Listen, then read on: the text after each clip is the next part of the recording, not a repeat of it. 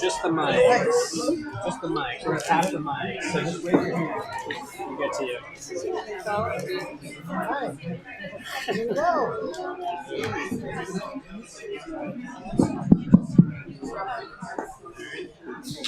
Okay. We are now starting the door prize process. Get it turned in. 10, 9, 8, 7,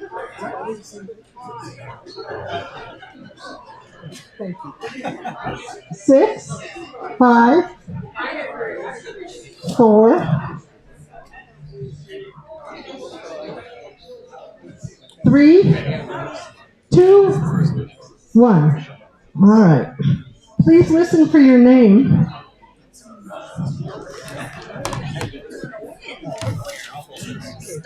Door prize entry.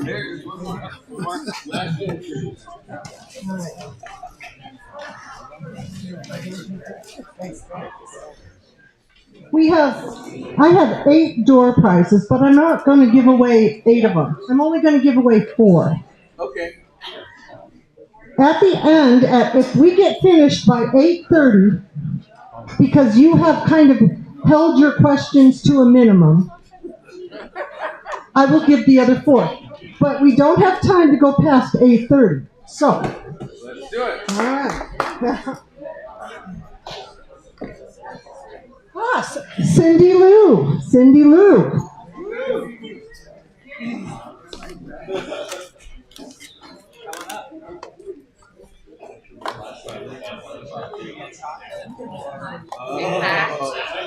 Cindy Lou, you get to choose chocolate or apples. Thank you very much. All right. Thank you very much. All right. All right.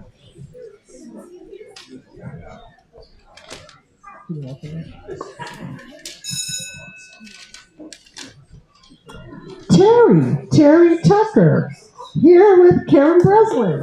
Terry Tucker, come on up.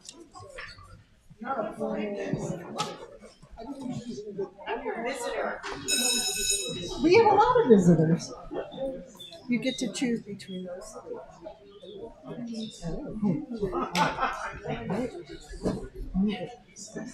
Oh, this one is all. Pamela Porter. Woohoo! Come on up. I want you all to know that I spend a lot of time on these. I use them to help me figure out what we can work together as a group. And here's your pick. You can choose cinnamon or crispy. Ooh, I'm going to go with crispy red. Okay. Thank you very much. Ooh.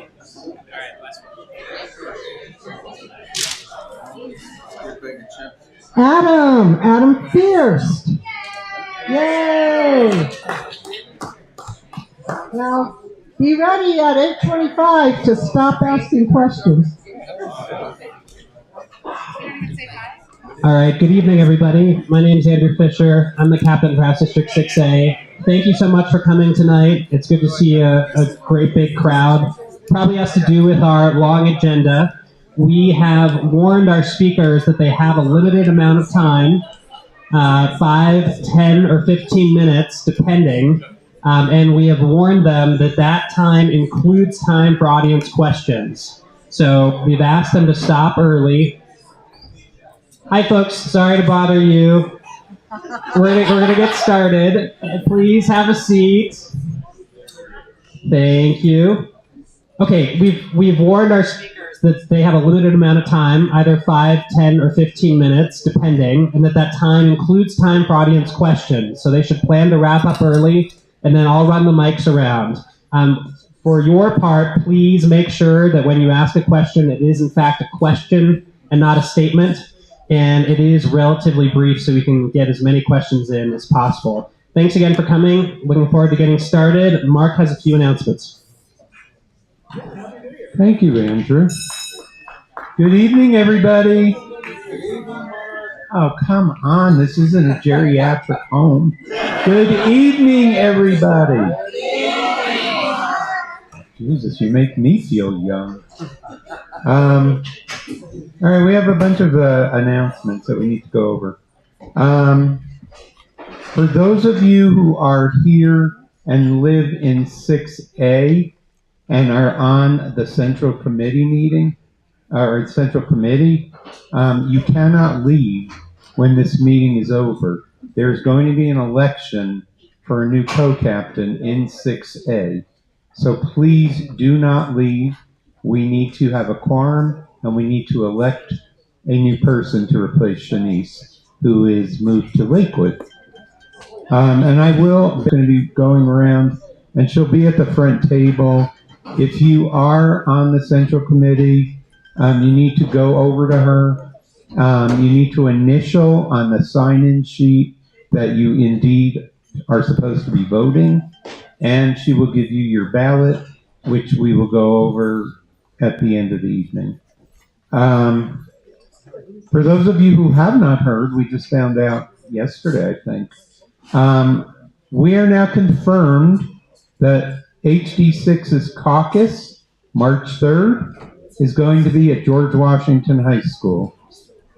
We were sweating that one out, but we got the okay. So we'll send out more info on that, but all of HD6 will caucus at GW except for 2 precincts at Windsor Gardens. What?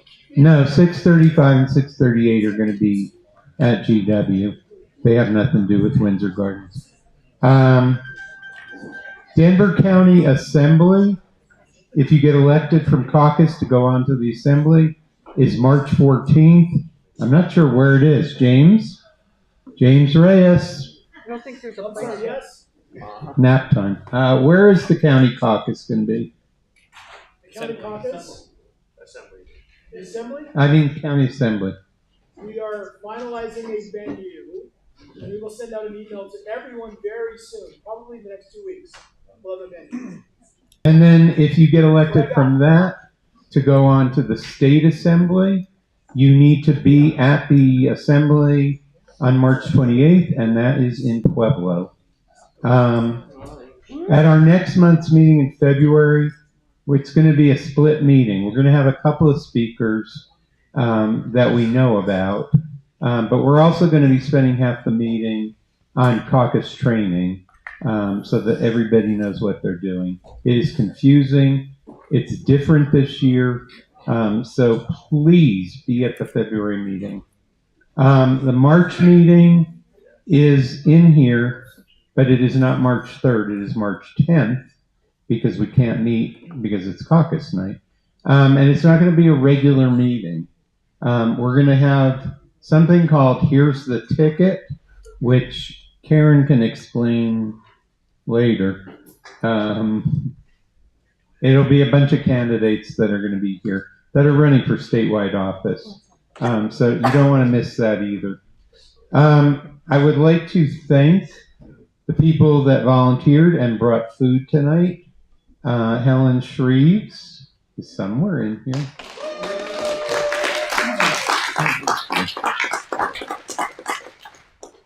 Kevin Amirasani. Is that right? He always tells me I'm 95% right. Lisa Escarcega.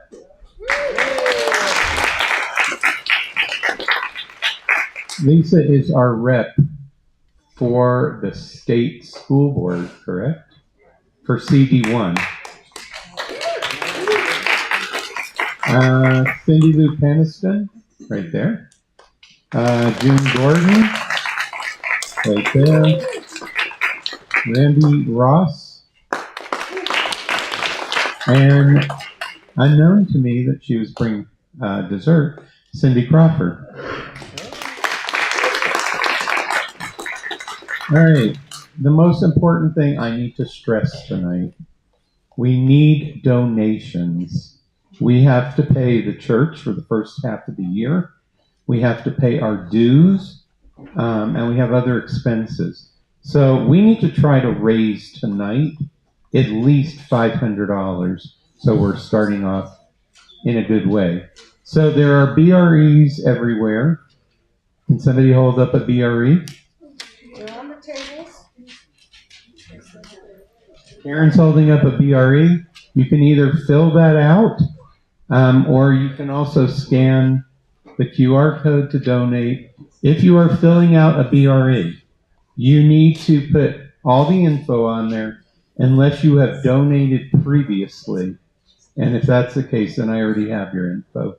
But if it's a credit card, I do need the credit card info. Some on the tables, but I didn't have enough to put on all the tables. But borrow one from one of the other tables. All right. I think that's all I have. I'm going to have Karen come up and talk to you about the Here's the Ticket, but she's our rep that's taking care of all that. So here's Karen. Good evening. Okay. So here's the ticket is for us to have all the statewide candidates go to, and they're trying to make them go to every single place in the whole entire state. And be able, so that everyone will get a chance to know them. So what we're going to try to do for HD6 is we're going to try to invite more people than the ones that come to the meetings. Because a lot of you have seen most of the candidates. But we're going to have all of them, we're going to have them all in one room, right here in this room, and we're going to try to have room for about 125 people. We're not going to have food that night. Sorry. But because we're going to have a bunch of chairs. And I'm counting on you all to help to not just get people to caucus, but to get people to know that they can come and hear from all the statewide candidates the week after caucus, which will be a perfect time because then they'll be able to decide if they really want to go for one of them. This is a primary, and if we can get enough people interested in our candidates, we'll win the general election too. Okay. The other thing is about 2 weeks, in about 2 weeks, approximately, this coming weekend and then the next weekend, I'm planning on having a little thing at my house that all precinct organizers, wannabe precinct organizers, block captains, wannabe block captains, all significant others, children, even dogs, could come to. It's like a potluck. You probably should bring something if a lot of people are there, because I'm going to have some cheese and crackers, but I'm not going to have a lot of other food. And it's really for us to get to know each other better, because at these meetings, it's really hard to get to know people. So I'm going to use these tickets to find out if it should be on a Friday night or Saturday afternoon or Saturday night. And then we'll be getting in touch with people, and I'll put an announcement out with all of the particulars. All right, that's all I have to say.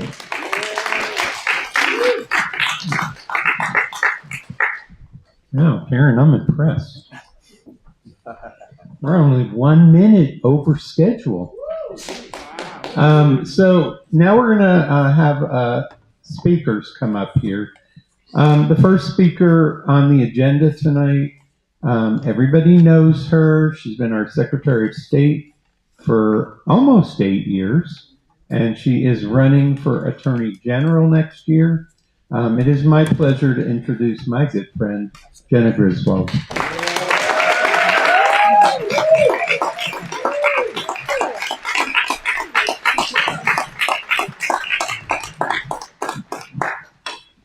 Good evening, House District 6. How are you guys doing? Are you ready to kick some butt in November? Yes! I don't know. Are you guys ready to go? Yes! Good. Today, I'm about to say this in a too happy a voice, but let's get serious for a second. This is the 5th anniversary of January 6th. We are in an active attempted takeover, a power grab by the Trump administration. And we need every single one of you in this fight.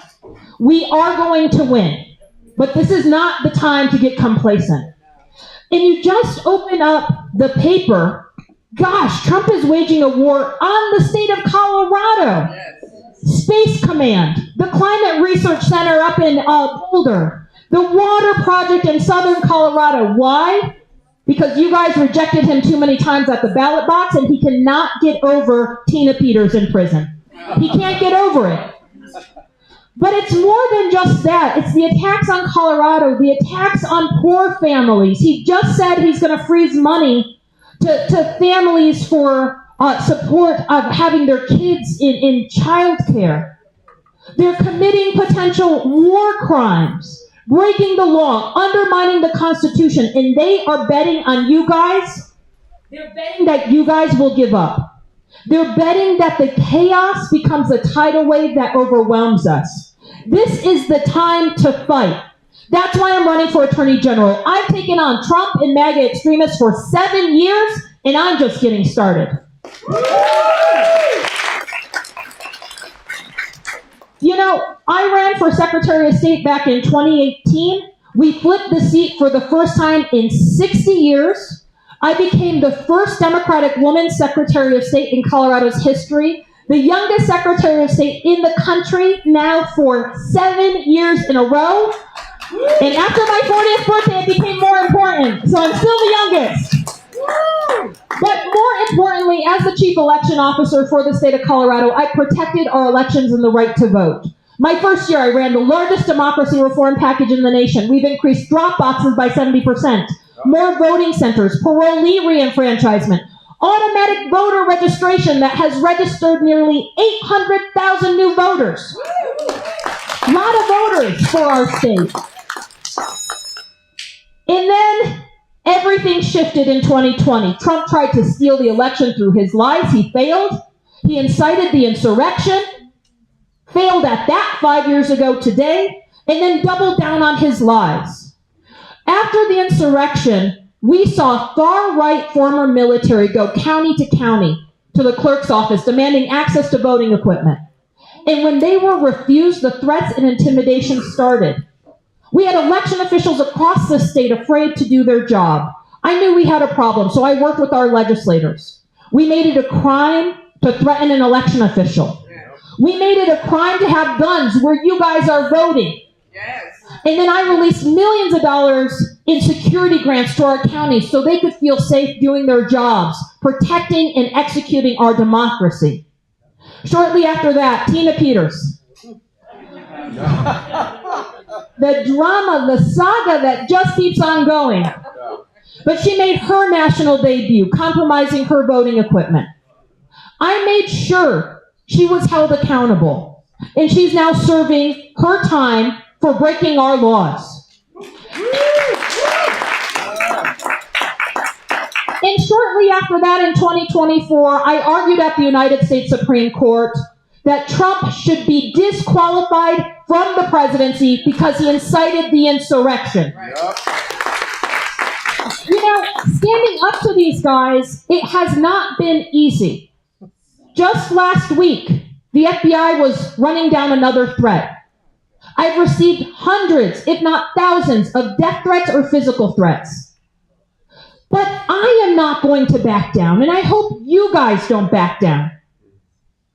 I'm not backing down because I know what it means to struggle. You know, I grew up in the canyon between Drake and Estes Park. We grew up in a cabin with an outhouse outside on food stamps. I vividly remember going to the Larimer County Food Bank as a kid. Started working the summer after 7th grade. I was first in my family to go to a 4-year college and then to the University of Pennsylvania Law School for my JD.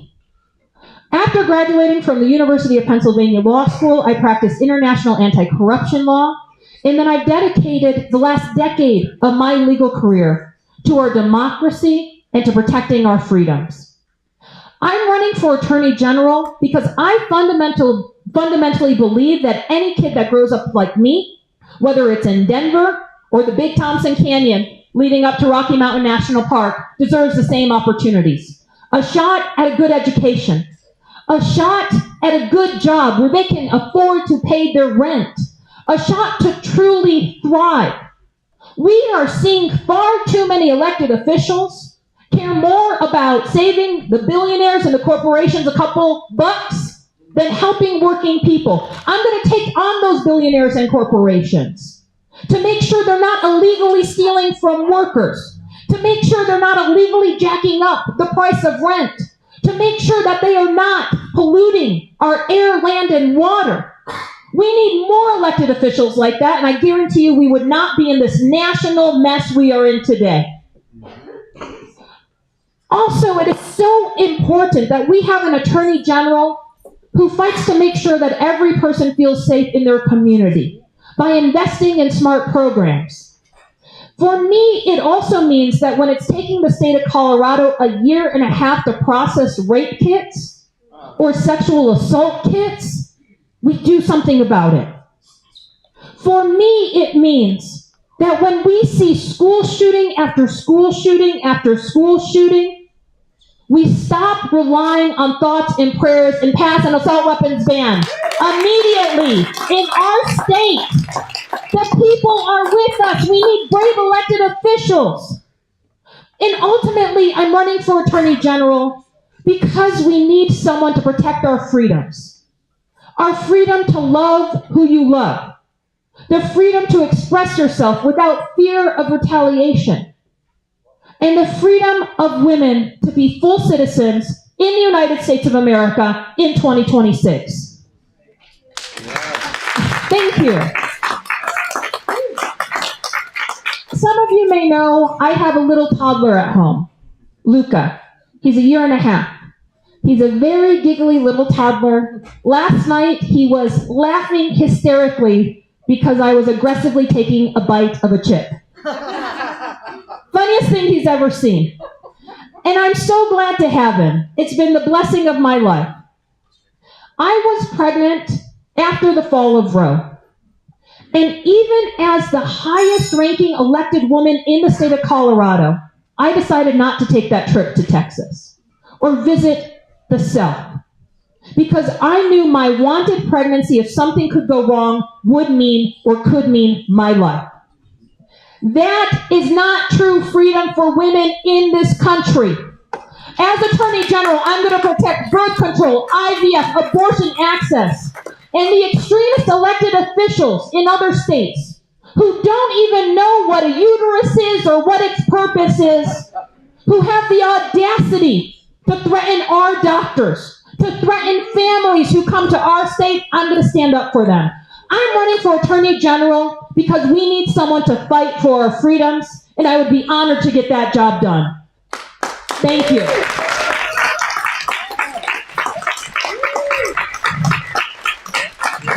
Thank you. I would love to have your support. If you want to join us in this fight to make sure we win this seat, to make sure that we have the first Democratic woman Attorney General in the state of Colorado, that we elect a fighter, please reach out to me, reach out to Zach. We need your help. Thank you guys for saying this in this fight. Thank you for everything that you do.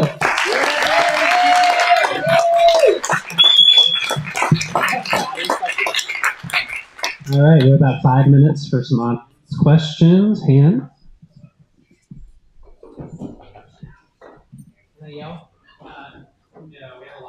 Okay. All right. Sorry, I can't yell. Hi, Jenna. To riff off of James Carville, the Attorney General is the chief law enforcement officer. It's crime, stupid. It's kitchen table issue. So, I mean, that's the stuff, anti-trump, abortion, women's rights, all that. That's great for here. But out there, people worry about safety, about getting the car stolen. Absolutely. Things like that. So James Carville also said the reason Democrats lose is because of loud women. And I want to tell you what, I think he's wrong. I do think it's about crime. The Attorney General, of course, largely oversees civil, not criminal matters. And Donald Trump is breaking the law. He is breaking the law on a daily basis. The kids who are going to go hungry over SNAP, or the parents who cannot get childcare because they happen to be too poor and Trump is trying to retaliate against the state, that is illegal. And in terms of the bread and butter crimes, like, look, district attorneys are enforcing most of the criminal laws, not the attorney general. But I'll tell you something I will enforce. If an ICE agent is in the state of Colorado and breaks the law and assaults someone, assaults a protester, exercising their fundamental freedom to protest, you best believe I'm going to be on that. So I think we're in dangerous times. We, of course, have to uphold all of our laws. The civil laws, making sure big corporations aren't stealing from the poorest of us. The criminal laws, making sure a fascist isn't stealing the presidency in 2028. All of it's on the table, and I will do everything in my power when elected Attorney General to hold the line just like I have the last 7 years. Ms. Griswold, you were in private practice. Did you get much trial experience? And number two, how many lawyers are you supervising now? It's a great question. We have a lot of attorneys in my office. I don't know the exact number. I should probably pull it. I would guess it's 20 to 30. I don't know the exact number. As Secretary of State, we're in constant litigation. I oversee all of our litigation for the last 7 years. So the biggest lawsuit right now is Trump's DOJ is suing me because I refuse to hand over your guys' social security numbers and driver's license numbers. We are one of 18 states being sued. I am very hands-on on all of that litigation. But I do want to make it clear. The Attorney General is not a trial attorney. The Attorney General is not in the courtroom arguing the cases every single day. There's more than 600 employees in that office. What the Attorney General is doing is setting the legal policy for the state. It's also really important to have executive experience. You guys, I know you know what's at stake.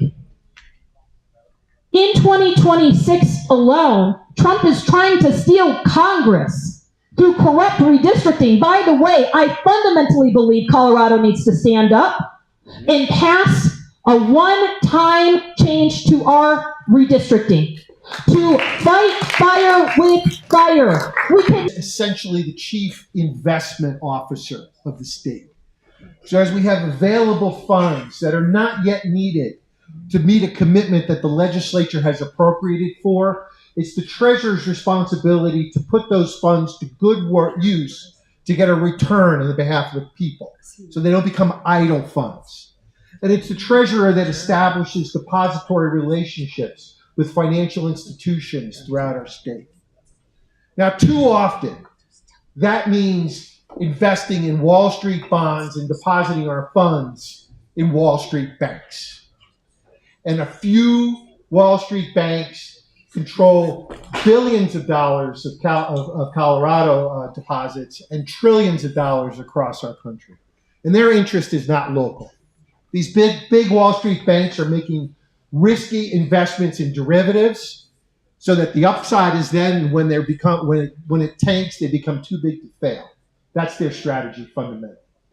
But I think there's a better way for us to invest and a better way for us to deposit.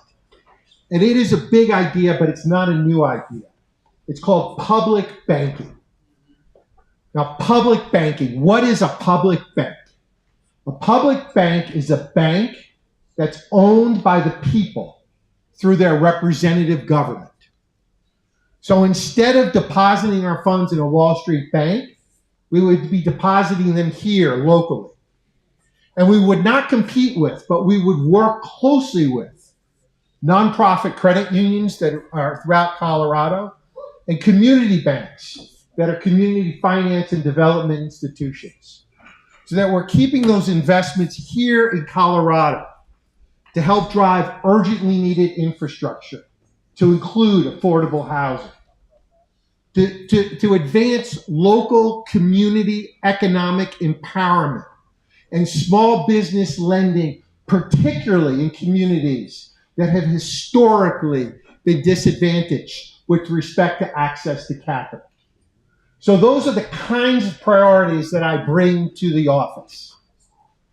Another area that is a big focus is retirements. The treasurer sits as an ex officio voting member of PARA, the Public Employees Retirement Association. It's the retirement fund for our school teachers, our public school teachers, and our civil servants. And that fund is not in the shape that it needs to be. And that was some decisions that were made some years ago that have left it underfunded.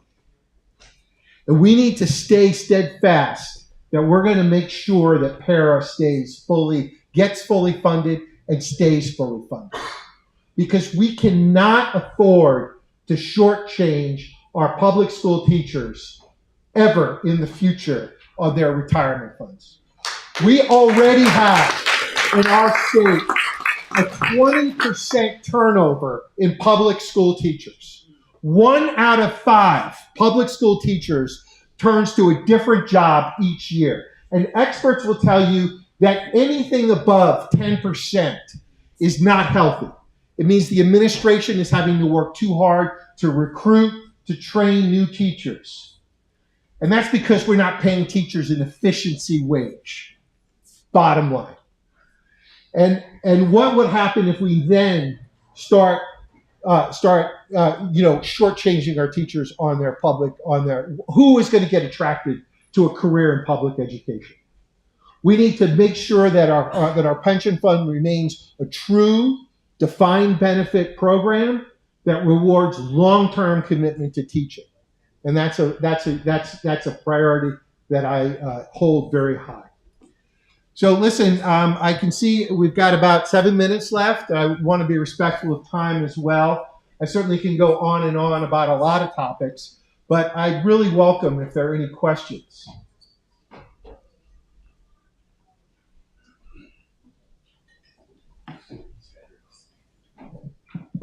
Thanks. So I like your idea about community banking and those sorts of mechanisms, but is there evidence suggesting the rates of return on those are higher than traditional investments? And if not, is there a trade-off with retirements or whatnot? Yeah, fair enough.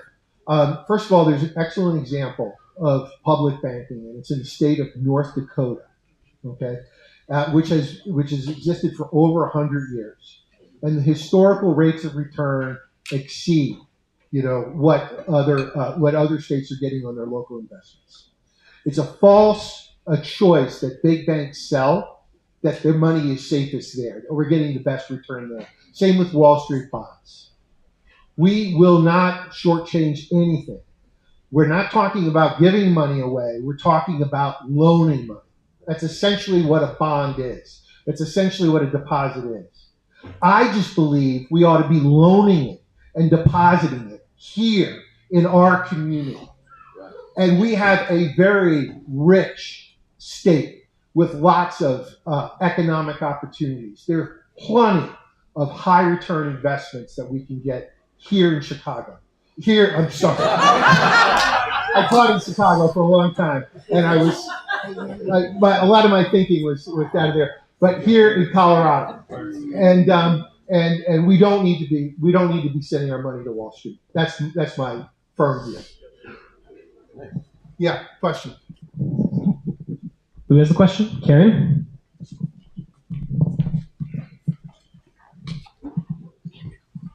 I'm just wondering why the current PERA raises are like 1%. I'm just wondering if you know why. Yeah, I want to take a hard. It's because of the actuarials and the forecast that the PARA board has done, and how they're, calculating inflation and how they're calculating that. It's an area that I want to get into deeply. I don't want to second guess the professional investors that are at PARA doing good, hard work. But the reality is that some of these forecasts have been wrong recently. And that's resulting in adjustments. It's in higher employee contributions, in higher employer contributions, and they're not being forecasted accurately. So even though the return on investment PARA exceeded what their forecast is, they're still, they still are having to increase the employee contribution. Something doesn't add up there. And I want to bring my financial acumen as a board member of PARA to ask hard questions about that. I hope that answers your question. Thank you. Yeah. I wanted to piggyback on to Karen's question. Forms made to PARA have a goal of being fully funded by 2048. Right. And it's based on shared sacrifice Right. from the state and the employers and the employees. But that shared sacrifice seemed to be very balanced to me, because if somebody retires today, 2048 is past their life expectancy, whereas the state should last longer than that, Yep. and the employers should last longer than that. So what can be done to make the shared sacrifice fair? Absolutely. That's a great question.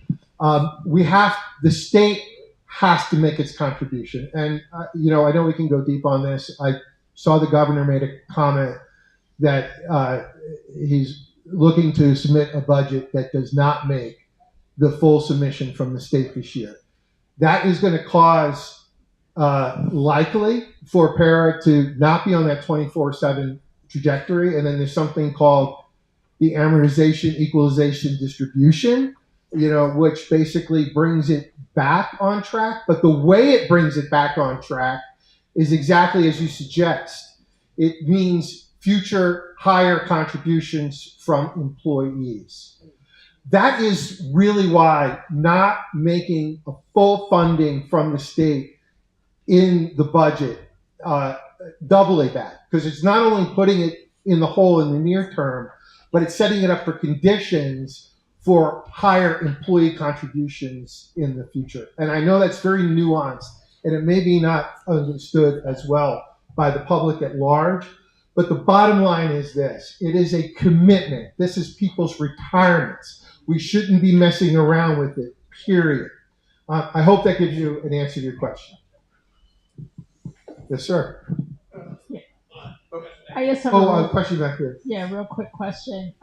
Isn't it true under law you can't, public agencies like the City and County of Denver, the state of Colorado can't bank at a credit union? Yep, it's a bad law. While you might want to create a public bank, why don't we change the state law so that we can allow institutions to put investments in nonprofit financial cooperatives? Yeah, and the answer is both. And okay, so you're right. Credit unions are better capitalized, more secure, and better regulated. And they invest locally. Return to the people. And their deposits are insured by a federal agency, just as the FDIC. So when the banks tell you, oh, this is FDIC, it doesn't make a difference. I agree with you 100%. There's a long-standing law that the banks put in place that public funds at the state level and at the municipal and county levels cannot be deposited in nonprofit credit unions. But we ought to change that law. And I only have 50 seconds left, but I'll just go to the North Dakota public banking example that I gave. I am not suggesting that the state public bank would compete for consumer deposits. What would happen is, just as they do in North Dakota, which has the largest share of credit unions in the country, because they have a public bank that works with those nonprofit credit unions. And what happens is the state bank then basically buys loans from the credit unions, allowing them to reinvest in the local communities. So I'm 100% in favor of changing the law to allow public funds at all levels to deposit in nonprofit credit unions. I think additionally we need a public bank that works with those nonprofit credit unions. Okay, my time is up.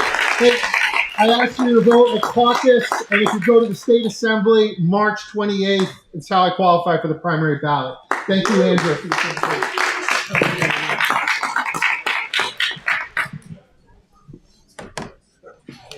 All right, and now it is my pleasure to welcome Karen Breslin, candidate for U.S. Senate.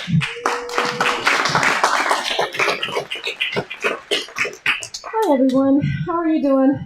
Long night, huh? Would you mind if I didn't do my standard stump speech tonight, given the lateness of the hour? Would that be okay?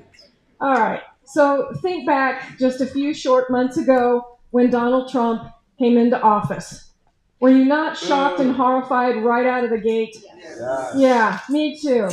And so I'm sitting there. I have a master's degree in political science. I'm a political science professor. I'm a lawyer. I worked for 25 years with the National Park Service. And right out of the gate, what does Donald Trump do? He goes after federal employees. He goes after trans people. And he goes after DEI.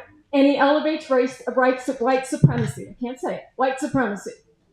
Do you remember that? Yeah. And do you remember that we all had a little bit of trouble getting our bearings? Like, what the hell is going on? How did this lunatic become president of the United States?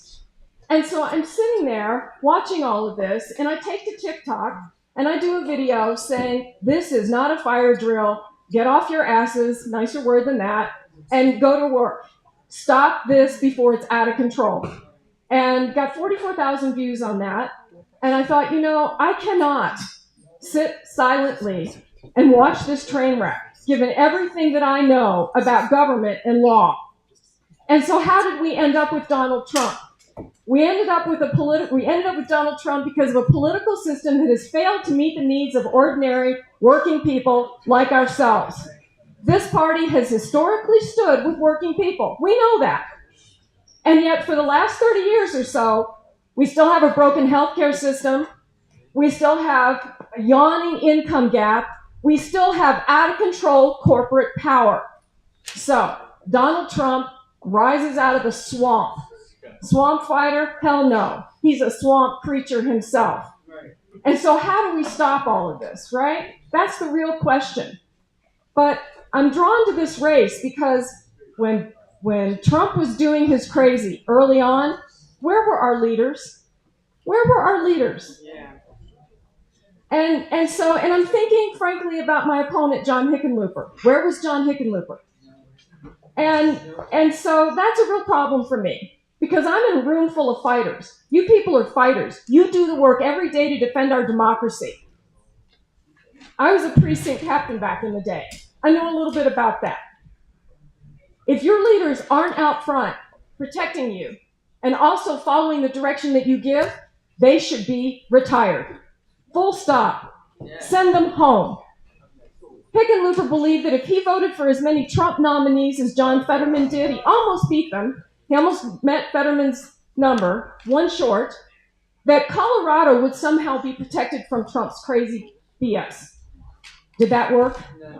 No, it didn't work. And it was predictable that it wouldn't. He's a bully. Trump is a bully, and he's only going to understand counterforce. So, I want to tell you one other thing about John Hickenlooper. Look, if you're a public servant, you're an elected official, you do hard work, your lives suck in a whole bunch of ways. So I want to honor that sacrifice on the part of Hickenlooper and every other public servant. Okay, so I want to be upfront about that. But sometimes people are in the wrong role at the wrong time. And that is true for John Hickenlooper in this moment. And I will give you one example, although I have more. Artificial intelligence. In September, John Hickenlooper introduced a bill to allow the AI industry to comply with, wait for it, voluntary standards. What? Yes. Now that is absolutely a dereliction of duty. Because if you're following the debate now, even the leading experts in this field say that this is a technology that can wipe out human life. And we're going to allow that to be voluntarily regulated? Are you kidding me? I worked for a company called the Bureau of National Affairs. If your eyes didn't glaze over, if I told you more, they would. I'm a lawyer. I wrote about the regulatory state. I know what it is. We need a full top-to-bottom regulation of this industry, modeled after the Environmental Protection Agency, the Consumer Financial Protection Bureau, so on and so forth. We need to defend regulation again as a party. We need to defend controlling corporate power as a party. And until we do, we're not going to defeat fascism. As long as the Republicans can convince the American people that they are on their side, we're done. And so I'm asking for your support. Get me on the ballot. Caucus and Assembly is how I am doing it as well. Karen Breslin, U.S. Senate, BreslinForColorado.com.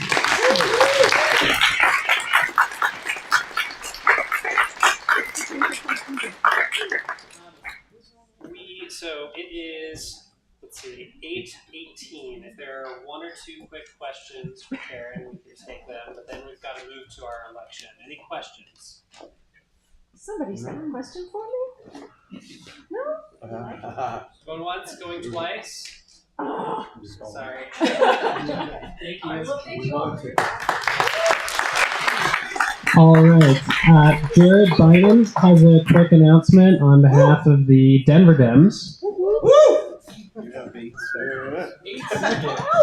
I have House District 6 seconds. Good evening, everyone. How's everyone doing? It's like not even 8:30 yet.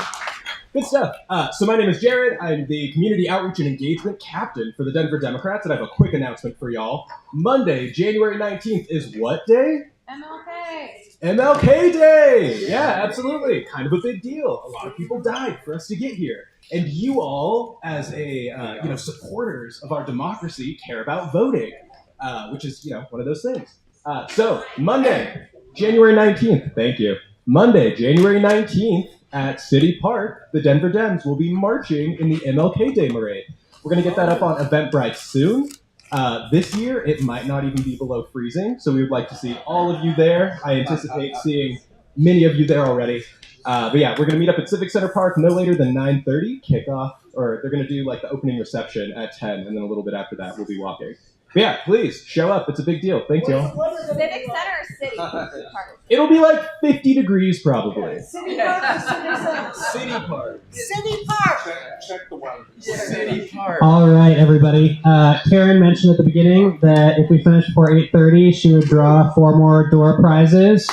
Before she does that, I see a lot of new faces in the room tonight. That is great. We would love for you to get involved with the party.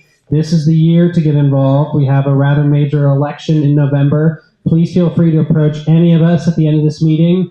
And in particular, please, please, please go to caucus on March 3rd and run to be a precinct organizer in your precinct. Check the Denver Dems website. We'll be putting more information about caucus there soon. All right. Sheets right here. Also, sheets right there. Matt's got them. All right. Become a delegate, yes. Okay, our 4 final door prize winners are Danny Zimney-Schmidt. Come on up. Let's go. Haley Littleton. That's you.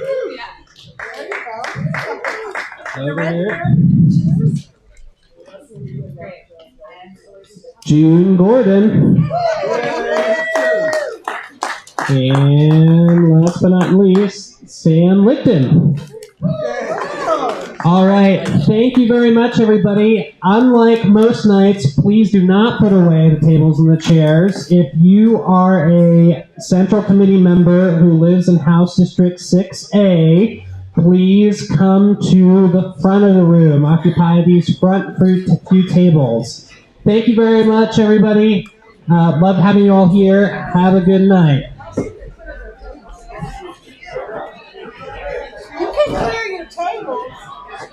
If you are on 6A Central Committee, I need you to go check in with Beth Turner. Please listen. It's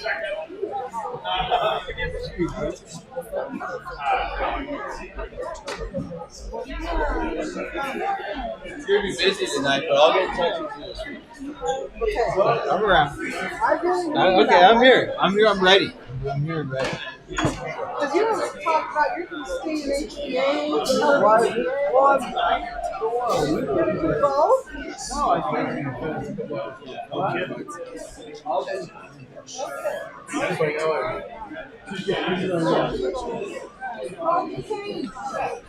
Oh. Who are you, sir? Good to see you. Anything exciting? It was funny on the list. I saw your name. I said, okay. I just got the call. So you want to do something? We both made a mistake. That's all. Again, on my Excel, the column is 0, and I thought the numbers are censored, and the last four digits. Oh, yeah. Well, somebody emailed me.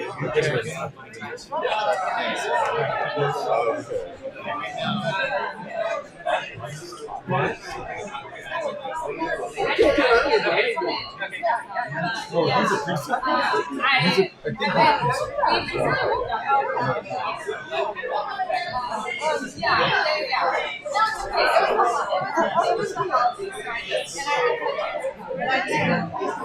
Dan.